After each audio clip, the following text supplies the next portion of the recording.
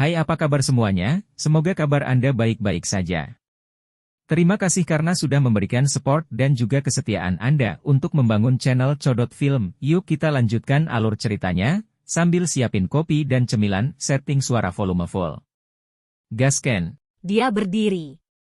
Banyak retakan muncul di tubuhnya begitu dia berjalan keluar beberapa langkah, dan darah segera mulai mengalir keluar. Setengah dari tubuhnya menjadi merah. Luka-lukanya sangat parah. Dia seperti pecahan barang pecah belah yang halus. Meskipun dia telah disatukan, gerakan sekecil apapun dapat menyebabkan pecahannya terpisah. Ekspresi Shi Hao menjemukan, kurang vitalitas. Darah bahkan menetes dari area di antara alisnya. Tubuhnya berada dalam kondisi yang sangat mengerikan. Bagaimana dia bisa melakukan perjalanan panjang ini? Sangat mungkin bahwa dia akan mati di sepanjang jalan. Dia duduk di tanah, memegang cabang willow itu dan memusatkan seluruh perhatiannya untuk menyerap dan memperbaikinya. Semua tunas lembut terlepas, memasuki tubuhnya. Cabang itu juga pecah menjadi lampu hijau untuk memberi makan daging dan tulangnya. Segera setelah itu, seluruh cabang willow menghilang. Sedikit warna kembali ke wajahnya. Ada hukum alam kehidupan di dalam vitalitas yang kuat ini. Dia terkejut. Dia merasakan kekuatan besar dari cabang willow ini. Bagaimanapun, ada hukum alam. Hanya saja, hukum alam yang rusak ini terbatas, dengan sebagian besar merupakan jenis obat ilahi seperti esensi kehidupan dan bukan hukum alam dan simbol kekuasaan yang teratur. Meskipun demikian, Shi Hao masih merasa sedikit lebih baik. Banyak luka di tubuhnya tertutup, dan semua tulangnya menyatu, perlahan tumbuh lagi seolah-olah akan menyatu kembali. Dia memeriksa dirinya lagi. Setelah terdiam lama, dia kemudian menghela nafas ringan. Hukum alam istana abadi masih ada, dan kekuatan penghancurnya tak henti-hentinya memukuli tubuhnya. Jika ini terus berlanjut, dia masih akan jatuh. Tidak ada cara baginya untuk membawanya di bawah kendali permanen. Selain itu, ia menemukan bahwa beberapa simbol khusus muncul di daging dan tulangnya. Ketika dia memeriksanya dengan cermat, mereka seperti karat tembaga, kasar dan hijau berbintik-bintik. Ini adalah bagian dari karat dari istana abadi perunggu yang telah disempurnakan menjadi simbol kutukan. Itu aneh dan misterius. Setelah melakukan kontak dengan seseorang, individu itu pasti akan jatuh. Jika bukan karena cabang ini yang penuh dengan kekuatan hidup yang ditinggalkan oleh Dewa Willow, dia pasti sudah mati sejak lama. Meskipun demikian, cabang ini hanya bisa menggabungkan kembali daging dan tulangnya. Itu tidak bisa menyembuhkan kutukan ini. Karena itu, jika ini terus berlanjut, dia pasti akan menjadi lemah dan mati di bawah siksaan. Seluruh cabang disempurnakan. Vitalitas saya telah meningkat sedikit untuk sementara, tetapi saya tidak punya banyak waktu. Saya harus memanfaatkannya sebaik mungkin. Dia terhuyung-huyung keluar. Dia menemukan kotak perunggu berharga di dekatnya, serta beberapa senjata yang rusak dan patah. Kali ini, kerugiannya adalah bencana. Setelah pertempuran putus asa mencapai keadaan itu, dia benar-benar tidak punya pilihan. Bahkan dia sendiri hancur dan tulangnya yang tertinggi hancur berantakan, apalagi senjata-senjata ini. Setiap langkah yang dia ambil mengirimkan rasa sakit yang luar biasa ke dadanya. Keringat dingin mengalir keluar. Tulang makhluk tertinggi telah pecah, dan meskipun telah disatukan, hanya 2/3 yang tersisa. Ini membuatnya dalam kondisi yang sangat kritis. Saat itu, dia sudah kehilangan tulang tertingginya sekali dan hampir mati sebagai hasilnya. Ini adalah fondasinya, akar daonya. Jika dia kehilangannya lagi, itu sama dengan kehilangan asalnya. Satu-satunya hal yang beruntung adalah bahwa untaian darah ilahi masih ada di sana, tepatnya darah yang memberi makan tulang makhluk tertinggi. Kalau tidak, Jika ini hilang juga, dia bisa melupakan segalanya, karena tubuhnya akan segera layu dan memasuki keadaan yang paling menakutkan. Dia pernah mengalami ini sebelumnya, selama masa mudanya. Shi Hao berpikir sendiri sambil berjalan. Dewa Willow telah mengatakan sebelumnya bahwa begitu aku mencapai alam tertentu, tulang di tubuhku hanya akan menjadi belenggu yang akan menahanku. Dia mencoba memutuskan apakah akan secara langsung mengarahkan darah makhluk tertinggi ke seluruh bagian tubuhnya, tidak lagi memberinya nutrisi pada tulang ini dan malah menanamkannya ke setiap tulang di tubuhnya. Ini adalah ide yang sangat ceroboh. Melakukan ini sama saja dengan meninggalkan tulang tertingginya. Tidak ada yang tahu apa yang akan menjadi hasil dari mencoba sesuatu seperti ini. Namun, Shi Hao dengan cepat menggelengkan kepalanya. Dia tidak punya banyak waktu dan tidak mampu menyiksa dirinya sendiri seperti ini. Jika dia melakukan ini, dia mungkin akan segera meninggal. Bagaimanapun, tulang makhluk tertinggi terlalu penting. Di sanalah fondasinya diletakkan. Jika dia bertindak gegabah, tidak lagi memberinya nutrisi dengan darah dewa, pasti akan ada masalah besar. Waktunya pergi. Shi Hao terhuyung ke depan. Kemudian, dia terbang ke langit, bergegas ke kejauhan. Darah terus mengalir keluar dari sudut bibirnya. Begitu dia menggunakan kekuatan ilahi, rasa sakit akan meledak dari seluruh bagian tubuhnya. Situasi ini jelas tidak baik. Dia ragu apakah dia akan bertemu orang yang dicintainya sebelum kematiannya atau tidak. Dia mungkin tidak mencapai tempat yang dia inginkan sama sekali. Siapa yang baru saja pergi? Dia sangat mirip dengan Kaisar Negara Batu. Ada berita bahwa dia melakukan pertempuran terakhir melawan Dewa Ketujuh, bertarung dari negara api sampai keluar hingga tidak diketahui keberadaannya. Mungkinkah dia menang? Ada beberapa pembudidaya yang melewati tempat ini. Mereka sangat terkejut. Mereka turun ke Tree Life Mountain. Ketika mereka memasuki pegunungan, mereka langsung tercengang. Reruntuhan yang ditinggalkan oleh pertempuran besar itu terlalu menakutkan. Banyak gunung berubah menjadi abu, dan banyak puncak tinggi hancur. Pertempuran ilahi jelas terjadi di sini. Surga! Mungkinkah Shi Hao menang? Apakah dia membunuh dewa terakhir dan paling kuat?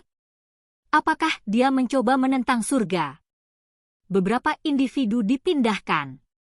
Mereka semua mengungkapkan ekspresi tidak percaya. Shi Hao melesat sepanjang waktu. Kemana tepatnya dia harus pergi? Dia baru saja meninggalkan Stone Country belum lama ini dan bertemu dengan kerabat dekatnya. Saat ini, dia benar-benar ingin melihat orang tuanya untuk terakhir kalinya. Lagi pula, setelah pergi selama bertahun-tahun, mereka bahkan tidak tinggal bersama selama berhari-hari. Pada akhirnya, darah masih lebih kental daripada air. Saat ini, dia benar-benar ingin tetap berada di sisi orang tuanya untuk sementara waktu.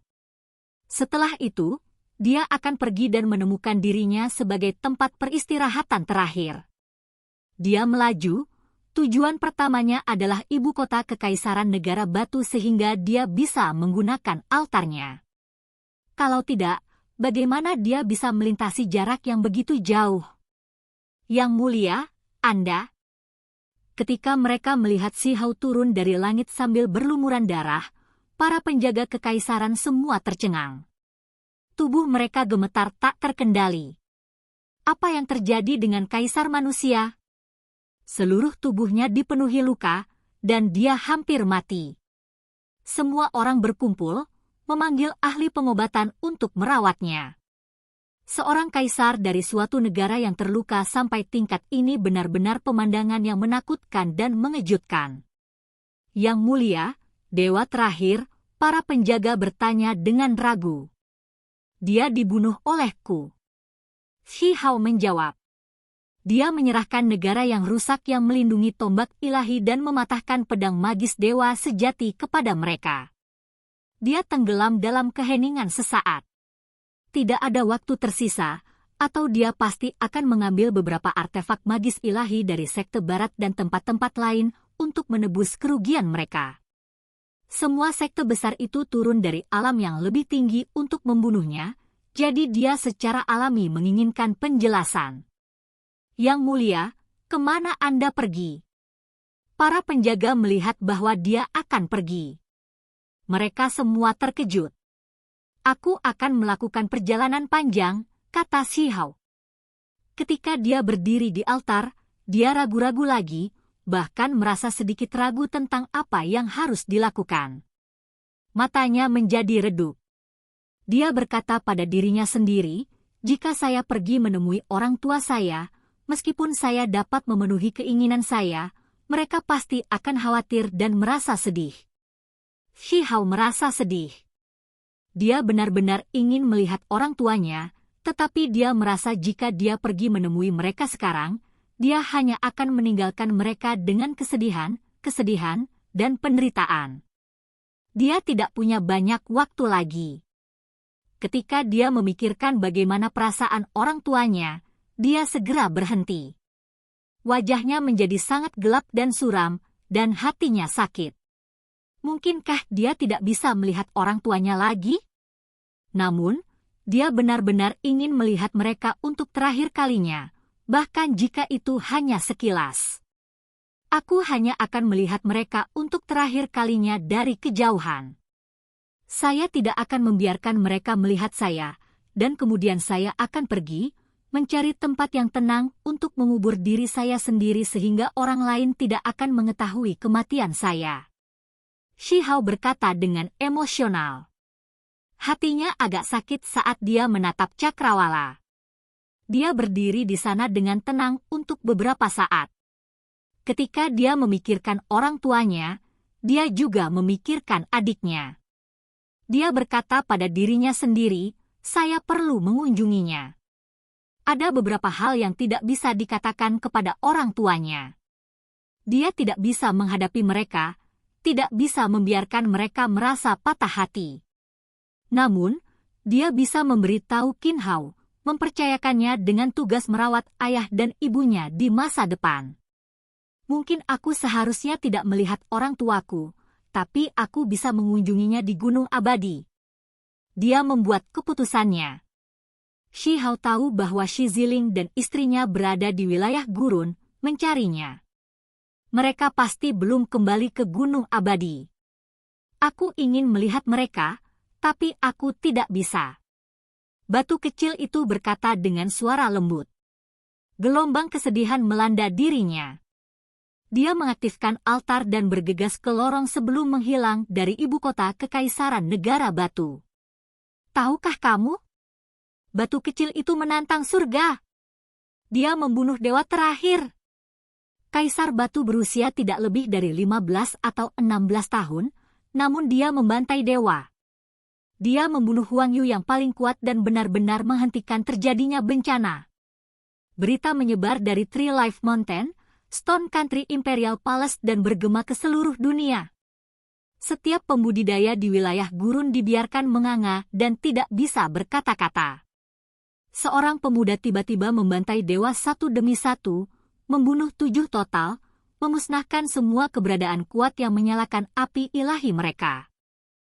Prestasi macam apa ini? Itu sangat mulia sehingga membuat semua orang gemetar dan tidak percaya. Batu kecil itu menakjubkan. Dia membuat semua orang benar-benar terdiam. Dia adalah eksistensi yang mengejutkan masa lalu dan sekarang. Berapa banyak orang yang bisa dibandingkan dengannya? Seluruh dunia dengan cepat terguncang. Setiap negara gemetar, dan semua pembudidaya mendiskusikan ini dengan sungguh-sungguh. Berita menyebar ke segala arah. Bahkan sebagian orang di daerah besar lainnya mengetahuinya. Gunung Abadi sama mengesankannya seperti sebelumnya. Energi ungu naik dan aura abadi menyelimuti udara. Ini adalah tempat yang sangat indah. Meskipun Gunung 5 fase itu sudah tidak ada lagi, ini masih merupakan bagian dari Tanah Suci, tempat yang dikenal sebagai salah satu lahan budidaya terbaik di dunia. Jubah pertempurannya berlumuran darah. Tubuhnya dipenuhi retakan dan mengalir dengan darah, memburuk dalam hitungan detik. Tidak mudah baginya untuk sampai sejauh ini. "Siapa kamu?"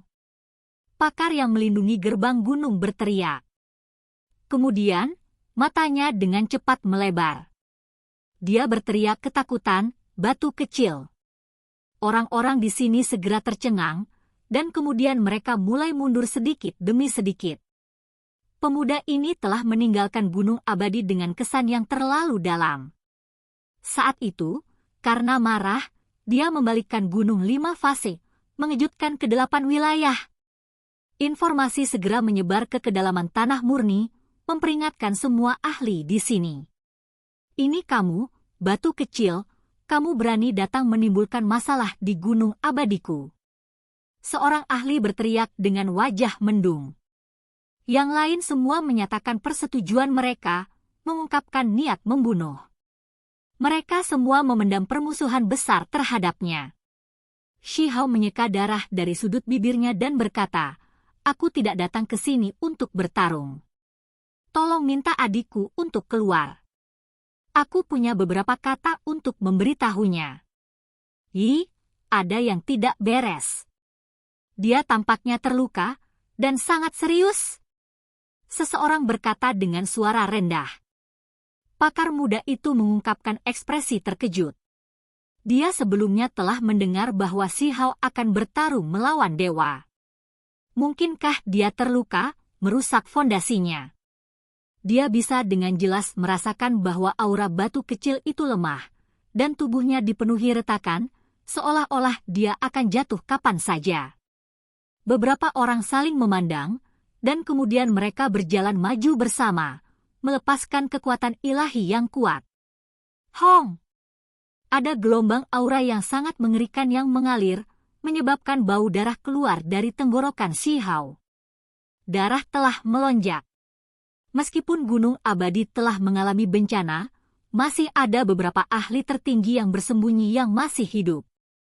Saat ini, mereka berkembang dengan kekuatan, menekannya dengan aura mereka. "Dia terluka. Kita mungkin bisa menyingkirkannya." Seseorang berkata dengan lembut, menunjukkan ekspresi kegembiraan. Terlebih lagi, ahli tertinggi itu sudah berjalan keluar, muncul di gerbang gunung dan memandang dengan dingin. "Aku sudah mengatakan bahwa aku tidak akan melawan kalian semua. Jangan paksa aku." Shi Hao berkata dengan suara berat. Saat ini, pikirannya rumit. Dia baru saja membantai dewa, namun dia akan dimanfaatkan oleh kelompok orang ini? Suasana berubah, menjadi sangat tegang. Beberapa orang Immortal Mountain ingin menggunakan kesempatan ini untuk menekannya. Mereka mengungkapkan ekspresi yang tidak biasa, dan pikiran mereka gemetar. Cukup banyak orang yang ingin mencobanya?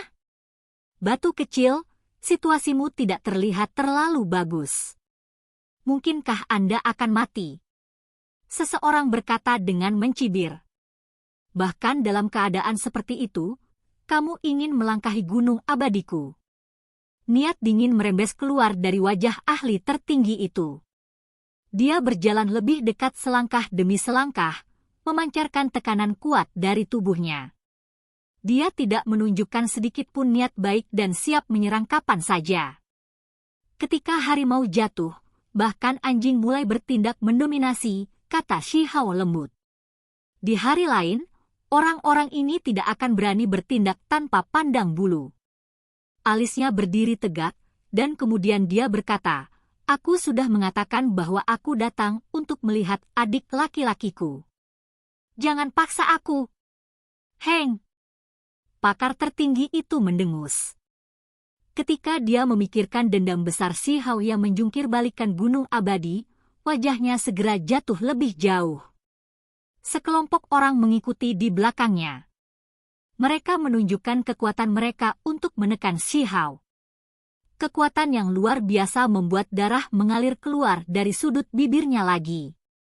Dia benar-benar tidak bisa bertahan lebih lama lagi. Vitalitasnya telah benar-benar habis, dan dia mungkin akan segera mati. Seseorang berkata dengan lembut, tampak sangat bersemangat. Bahkan jika aku terluka, aku masih bukan seseorang yang bisa kalian hina. Saya bahkan telah membunuh beberapa dewa, jadi bagaimana saya bisa membiarkan kalian semua bertindak begitu ceroboh, teriak Shihao. Dia dengan paksa menahan rasa sakitnya. Dia mengaktifkan tulang makhluk tertingginya. Dengan suara hong, sejumlah besar simbol terbang keluar, menutupi kelompok orang di dalamnya. Sementara itu, darah mengalir keluar dari dadanya, dan suara ringan terdengar. Sepotong kecil tulang makhluk tertinggi terkelupas. Ah! Sekelompok orang berteriak ketakutan, semuanya ngeri. Mereka langsung menjadi tua yang tak tertahankan. Tubuh Shihao melintas dan tiba di depan kelompok ini. Dia mengambil ahli tertinggi itu, dan dengan beberapa kekuatan dari 5 jarinya, dia hampir memelintir lehernya. Darah mengalir keluar, dan dia hampir pingsan di tempat. Aku bahkan membunuh dewa, namun ahli tertinggi sepertimu berani menggertakku saat aku lemah. Ketika Shihao berbicara di sini, dia menarik napas dalam-dalam. Kemudian, dia mengirimkan pesan ke dalam, mengatakan, adik laki-laki, keluarlah menemuiku. Oke guys, jangan lupa like, comment, share, and subscribe di channel Codot Film. See you next video, peace out and bye-bye.